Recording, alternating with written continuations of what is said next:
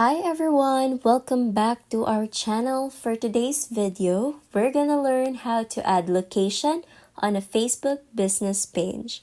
It's super easy, so let's get started. The first thing that we need to do is open the Facebook app on your phone. Now from here, click on the page icon located at the bottom middle part of your screen.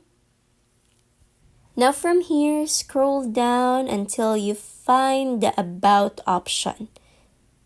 Tap on it. The next part is click on See Your About info.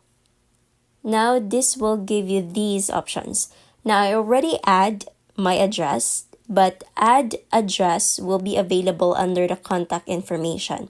Now to edit it, there will be a pen icon at the side of the address. You need to edit it. You need to add your street, the city, the ZIP, and you can also add a map location. Now, once you successfully add all of that, you just need to confirm by clicking on Save. Now, it will look like this, and if someone will click on the address, it will redirect them to a map to your location. That's it. That's how you add location on your Facebook page. And if you find this video helpful, don't forget to click like, subscribe, and click that notification bell for more videos like this. Thanks for watching!